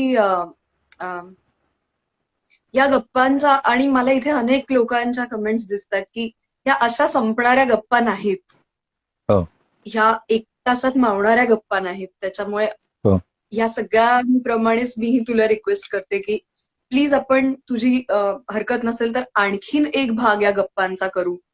हो तुझ्या चालेल. वेळेनुसार आपण परत गप्पा मारूया आणि आणखीन, कारण हे असं, हे पोट भरत नाही रे याने. पोट भरलं तरी मन भरत नाही, नाही मला अशी काय अवस्था आहे आता. वाटतं, आपण हा गप्पांचा जास्त केला तर आपण कविता जास्त असतील, ज्याच्यामध्ये तुझ्या माझ्या कविता असतील, आपण जुगलबंदी करू शकू. असा असा एक सेशन, किंवा आपल्याला आवडणाऱ्या कवींच्या कविता. म्हणजे आपल्याकडे किती वेळ आहे? आपल्याकडे आता ऍक्च्युली इंस्टाग्रामने आपल्याला सांगेपर्यंतचा वेळ आहे, आपण करू शकतो तोपर्यंत, मला काहीच प्रॉब्लेम हा, मी फक्त एकच त्याची गप्पांचा विषय. कारण हा, ऐकलं नाहीस ना तू, हा विनोद तसाच गेलाय. Very good, very good. Crack झाला, परत सांग. मी म्हटलं इंस्टाग्रामनी आपल्याला सांगेपर्यंत आपण करू शकतो गप्पा, मला काहीच प्रॉब्लेम नाही. त्याची गाणी तूच लिहिली आहेस. वा वा वा वा, कळलं. हे बघ, मी एकेका कवितेचा ऋतू असतो. मी माझ्या पहिल्या फेसबुक लाईव्ह मध्ये भट, रॉय किणीकर आणि ग्रेस सादर केले होते. मी फार कमी फेसबुक लाईव्ह केले या काळामध्ये, कारण त्याच्या मागे प्रत्येक वेळी आजचं जसं वेगळेपण आहे तसं काहीतरी वेगळेपण असावं या अशा प्रयत्नात मी होतो. तर एखादी कविता ना तुमचा पिच्छा पुरवते, असं म्हणतो ना, की आत्ता जो माझा काळ आहे ना तो सुरेश भटांच्या एका कवितेचा आहे. तो गप्पांमध्ये सांगण्याचा आहे, कारण तू कवयित्री आहेस आणि आपण शेअर कर, हे होत नाही कधी, म्हणून मी तुला सांगतो की मग माझा जीव तुझ्या वाटेवर वणवणेल. वाह वाह वाह, जिओ. हा, म्हणजे सुरेश भटांनाही. हा, आता मी सांगत पुढे जातो. मला काय खजिना सापडतो, खजिना आहे आजचा विषय, तर मला काय सापडतो की प्रश्नच नाही. Which poem begins with the word मग. मग माझा म्हणजे काहीच न सांगता त्याच्या आधी काय काय घडून गेलेलं आहे. म्हणजे मग माझा जीव तुझ्या वाटेवर, म्हणजे आधी आपली ओळख झाली, आपली भेट झाली, आपलं प्रेम झालं, आपला दुरावा झाला, गैरसमज झाले, ताटातूट झाली, कायमचे अंतरलो, मग माझा जीव तुझ्या वाटेवर वणवण. हा, बर, ही स्टोरी अशी लिनियर संपली का? आता इथे अनेक जण फिल्मवाले पण आहेत. हा फक्त लिनियर स्क्रीन प्ले होता का? तर तो कसा नाही हे पण मी तुला सांगतो. मग माझा जीव तुझ्या वाटेवर वणवणेल, अन माझी हाक तुझ्या अंतरात हुरहुरेल. कुठल्याही कवीची प्रोसेस जर तू बघशील ना, मी एवढं बोललो नव्हतो माझ्या फेसबुक लाईव्ह मध्ये, आज मी पुढचं बोलतोय, जे रिपीट बघत असतील त्यांच्यासाठी. जर कोणी पहिली ओळ लिहिली ना की मग माझा जीव तुझ्या वाटेवर वणवणेल, तर आवाज येत आहे? हो, येतोय व्यवस्थित. कुठल्याही कवीने जर मग माझा जीव तुझ्या वाटेवर वणवणेल ना, तर तो निश्चित खालची ओळ द्वैतानुसार, ड्युएलिटीनुसार, मग तुझी हाक माझ्या अंतरात हुरहुरेल असं लिहिल. पण नाही, भट आहे. सुरेश भटांचा स्वतःचा कॉन्फिडन्स आणि ती ती त्या पद्धतीने कविता पुढे कशी नेली बघ, की मग माझा जीव तुझ्या वाटेवर वणवणेल, अन माझी हाक तुझ्या अंतरात हुरहुरेल. मी फिरेन दूर दूर तुझी या स्वप्नात चूर. द्वैतातलं अद्वैत आता कसे जोडतात बघ. मी फिरेन दूर दूर तुझी या स्वप्नात चूर, तिकडे पाऊल तुझे उंबऱ्यात अडखळेल. आता ह्या कड्यामध्ये फिरतय कोण दूर दूर? स्वतः तो कॅटलिस्ट जो कोणी आहे, नट आहे, किंवा त्या कवितेचा जो कोणी नायक आहे. म्हणजे पाऊल कोणाचा अडखळायला पाहिजे? फिरणाऱ्या माणसाचा अडखळायला पाहिजे की नाही? पण द्वैतातलं अद्वैत हे आहे की मी फिरेन दूर दूर तुझी या स्वप्नात चूर होऊन फिरताना खरं तर पाऊल कोणाचा अडखळायला चुकायला पाहिजे, की त्या नायकाचं चुकायला पाहिजे. आणि जागेपणी संसार करणारी, त्याला सोडून संसार करणारी बाई, तिला त्याचं काहीच वाटायला नाही पाहिजे. पण मी फिरेन दूर दूर तुझी या स्वप्नात चूर, तिकडे जागेपणी सुद्धा, सावधपणी सुद्धा, तिकडे पाऊल तुझे उंबऱ्यात अडखळेल, मग माझा जीव तुझ्या वाटेवर वणवणेल. This is the non linear screenplay of it. की तुझं पाऊल अडखळल्यानंतर मग पुन्हा एकदा माझा जीव तुझ्या वाटेवर वणवणेल, अन माझी हाक तुझ्या अंतरात हुरहुरेल. आता हे जे शेवटचे शब्द आलेले आहेत यमक, ते सुद्धा किती महत्वाचे आहेत बघ. फक्त जागा भरायची म्हणून जर शब्द लिहित असतील ना, तर त्याच्याने हा इम्पॅक्ट कधीच येत नाही. एखादी कविता युगानुयुगे, पिढ्यानुपिढ्या आपल्या लक्षात राहते, त्याच्या मागे ह्या सगळ्या छोट्या छोट्या गोष्टींची गोष्टींचं कॉन्ट्रीब्युशन असतं. म्हणून मी म्हणतो की भटांचा कुठलाही शब्द हलवता येत नाही. चिरेबंद असं असं काव्य असतं तसं, की विसरशील सर्व सर्व आपुले रोमांच पर्व. शब्द बघा, विसरशील सर्व सर्व आपुले रोमांच पर्व, पण माझे नाव तुझ्या ओठांवर हुळहुळेल. का? काय प्लॉट काय मांडलाय कडव्यामध्ये, की रोमांच पर्व आहे, म्हणजे रोमांच येतो आणि जातो, निघून जातो शहारा. त्याची कुठली खूण राहत नाही. तो तुम्हाला कुठली वेदना त्रास काही देऊन जात नाही. तो तुम्हाला एक झुळकेसारखं प्लेझंट काहीतरी फील देऊन जातो. त्याने आठवण राहणार नाहीये. नाव ओठांवरती जे दुखरं आहे, जे हुळहुळणार आहे, म्हणून तो शब्द हुळहुळेल जो महत्वाचा शब्द आहे. आणि हुळहुळणं का महत्वाचं आहे माहितीये का, की हुळहुळ माणसाला कंटिन्युअसली कधी हुळहुळत नाही. हुळहुळण्याची जी क्रिया आहे म्हणजे एखादी जखम तुमची ठसठसणं वेगळं, ठसठसणं सातत्याने तुम्हाला त्रास देतात. हुळहुळणं कसं आहे ना, ते येतं जातं आणि प्रसंगी ते हुळहुळणं तुम्हाला सुखावून पण जातं. प्रत्येक वेळी तुम्हाला ते हुळहुळणं दुखावतं असं नाहीये. म्हणून विसरशील सर्व सर्व आपुले रोमांच पर्व, पण माझे नाव तुझ्या ओठांवर हुळहुळेल, मग माझा जीव तुझ्या वाटेवर वणवणेल, अन माझी हाक तुझ्या अंतरात हुरहुरेल. सहज कधी तू घरात सांज लावशील सांजवात. साधा साधा सीन दिलाय. सहज कधी तू घरात, हे काय नाही, हे तुझ्यासाठी रुटीन आहे, मला माहिती आहे. तू हे सगळं तुझं आता बसलेलं आहे, संसार आणि हे सगळं. सहज कधी तू घरात लावशील सांजवात, माझेही मन तिथेच ज्योतीसह थरथरेल. आता तिथे म्हणजे फडफडेल लिहिता येतं. अगदी हेच वजन मांडून सुद्धा, हेच वजन ठेवून सुद्धा, परंतु माझेही मन तिथेच ज्योतीसह थरथरेल म्हटल्यामुळे ज्योतच मुळात ही परावलंबी असते. वाऱ्यामुळे तिला थरथरावं लागतं. माझं मन जर ज्योतीसारखं असेल तर माझं मन तुझ्याशिवाय किती परावलंबी आहे याचा तू विचार कर. तुझ्यासाठी ही साधी क्रिया आहे सांज वात लावणे ही, पण माझं मन तिथं ज्योतीसारखं थरथरेल, मग माझा जीव तुझ्या वाटेवर वणवणेल. जेव्हा तू नाहशील दर्पणात पाहशील. ह्या दोनच वेळी जर तू आजच्या कुठल्याही कवीला दिल्यास, पुढे काय लिहाल तुम्ही, की तुला म्हणजे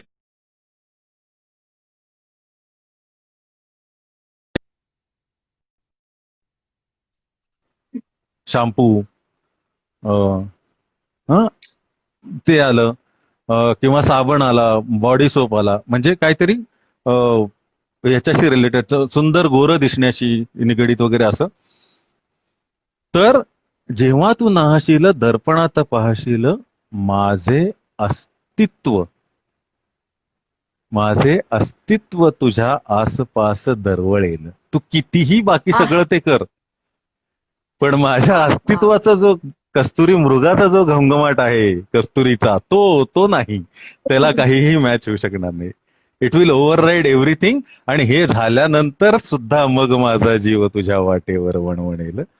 आणि असे अनेक कडवे आहेत. म्हणजे सध्या ह्या कवितेने मला वेडं केलेलं आहे.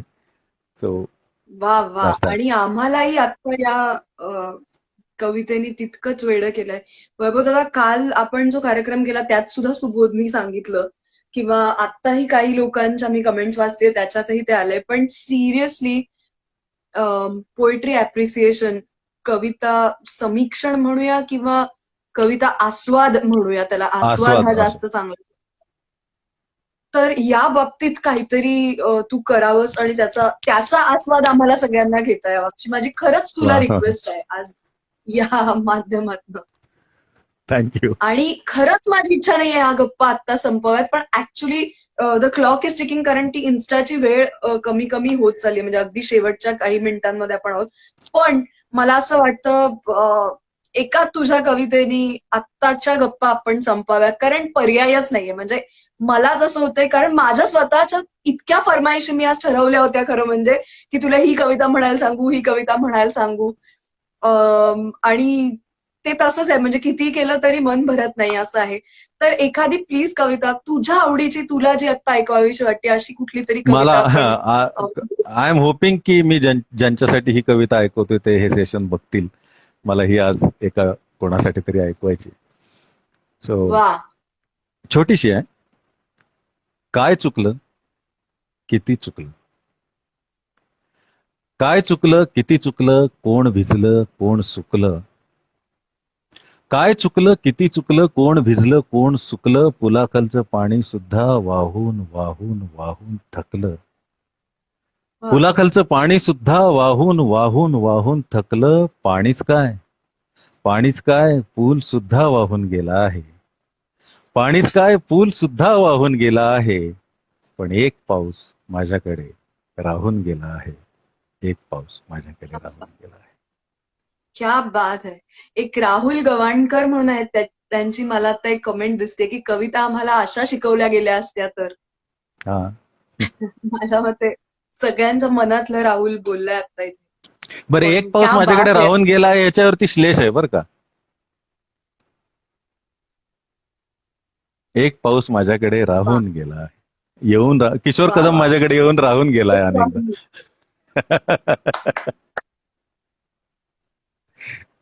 हा, काय बोलायचं सुचत नाही, मी स्पीचलेस आहे. नॉर्मली मित्रांनो आपल्या या कार्यक्रमामध्ये मी सुद्धा माझं काहीतरी ऐकवते किंवा आपण आपल्याला ज्या खरं फरमाईशी तर आज राहून लोकांनी गेलं. केलेल्या असतात काही ऐकवते.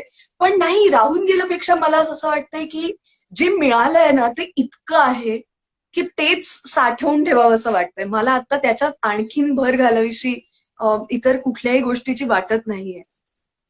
आय थिंक एखादा कार्यक्रम असाही व्हावा जिथे नुसतं ऐकता यावं, आणि आज तसं ऐकायची सो संधी स्वीट. मिळाली. मला इतकं भारी वाटतंय की आज तू आलास या कार्यक्रमात आणि एवढा वेळ एवढ्या गप्पा आमच्याशी मारल्यास, इतक्या नवीन नवीन गोष्टी शेअर केल्यास. ह्या कार्यक्रमाचा उद्देश अशा गप्पांमधनं सफल झाल्यासारखा वाटतो. खूपच मी छान आहे. नेहमी उपक्रम सांगत खरंच असते मस्त. नाही, आणि मी पहिल्या एपिसोड पासून म्हणते की प्रत्येक एपिसोड मध्ये जे जे आपले मित्र येत आहेत त्यांच्याकडनं एखाद दुसरी अशी काहीतरी गोष्ट मिळते जी कायमची माझ्या मनात राहील. म्हणजे अगदी अनिता जेव्हा आली होती आपल्या या भागामध्ये तेव्हा अनिता असं म्हणाली की अगं मला खूप कन्फ्युजन व्हायचं की मी वा कुठे म्हणायचे. म्हणजे अनेकदा कविता माझ्यापासून दूर गेली याचं कारणच हे आहे की आसपासचे लोक कुठल्याही ठिकाणी वाह वाह अशी दाद देत आहेत आणि मला आतून वाटतच नाहीये. तर मग हम्म, माझं चुकतंय का त्यांचं चुकतंय या विचारात कविता माझ्यापासून लांब गेली आणि मग मी ती अप्रिशिएट हळूहळू करायला लागले पुढे येऊन. हम्म, त्यामुळे हम्म. दाद देणं आणि योग्य ठिकाणी दाद देणं ही एक महत्वाची गोष्ट आहे. अशी छोट्या छोट्या या गोष्टी इतक्या सुंदर सुंदर गप्पांमधनं मिळाल्यात.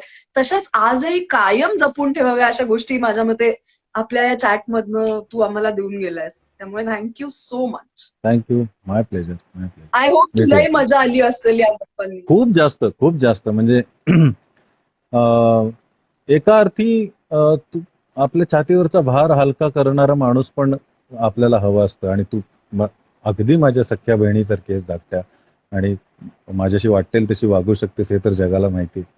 पण अ, तू काही काही गोष्टींवरती मला बोलतं करून बऱ्याच माझ्या काय म्हणतात माझं बरंचसं ओझं छातीवरचं हलकं केलंस. म्हणजे अनेक गोष्टी कदाचित बोललो नसेन आधी, आणि ती सुद्धा बोलतं करणाऱ्याची एक हातोटी असते, खूबी असते. So thank you so much. Thanks to you.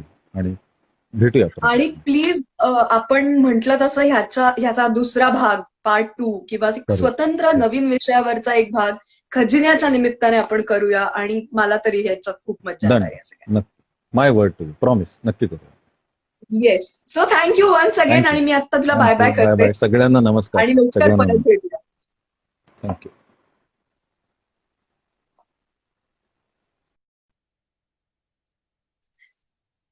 So मित्रांनो, काय येतं तुमच्या मनात मला नक्की लिहून कळवा. आय एम शुअर तुम्ही सुद्धा हा भाग खूप एन्जॉय केला असेल. प्रचंड प्रमाणात लोकांच्या कमेंट्स येत आहेत. मी पुन्हा एकदा सगळ्यांना सांगते की हा एपिसोड आपण माझ्या IGTV वरती पण शेअर करतो. त्याच्याच नंतर माझ्या युट्यूब चॅनलवरती सुद्धा हा एपिसोड तुम्हाला बघायला मिळणार आहे. त्यामुळे जर का तुम्हाला वाटलं की हा परत बघावा, कविता आवडणाऱ्या आपल्या मित्रांना जरूर या एपिसोडची लिंक पाठवा, त्यांना सुद्धा नक्की मजा येईल. या पुढच्या भागात खजिन्याच्या आपण भेटणार आहोत बुधवारी. सो ठिक्कर बिल्ला निर्मित खजिना, साठवणीतल्या आठवणीतल्या कविता, पुस्तकं आणि बरंच काही या कार्यक्रमात आपली पुढची जी पाहुणी आहे ती माझी अशीच एक खूप आवडती मैत्रीण आणि आपल्या सगळ्यांची आवडती गायिका, जिने स्वतःचं एक प्रचंड मोठं नाव फक्त मराठीतच नाही तर हिंदी चित्रपटसृष्टी आणि संगीतसृष्टीमध्ये तयार केलंय. सूर नावाच्या माध्यमातून जी अनेक सोन्यासारखी माणसं मला भेटली त्याच्यातलंच हे एक नाव. आपली पुढची पाहुणी असणार आहे शाल्मली खोलगडे. सो डेफिनेटली परवा 4:30 वाजता आम्हाला भेटायला नक्की या आणि आपण जास्तीत जास्त तिला तिच्या वाचनाच्या आवडीनिवडी काय आहेत, बेसिकली वाचनाच्याच काय, तिच्या आवडीनिवडी काय आहेत, तिला काय आवडतं, कुठली गाणी कुठल्या कवितांमध्ये ती रमते हे जाणून घेऊया. पुन्हा एकदा तुम्ही सगळ्या जिकडे आलात आणि या गप्पांमध्ये सहभागी झालात त्याबद्दल थँक्यू सो मच. भेटत राहूया, बोलत राहूया. Keep sharing, keep loving. Thank you so much. Bye bye.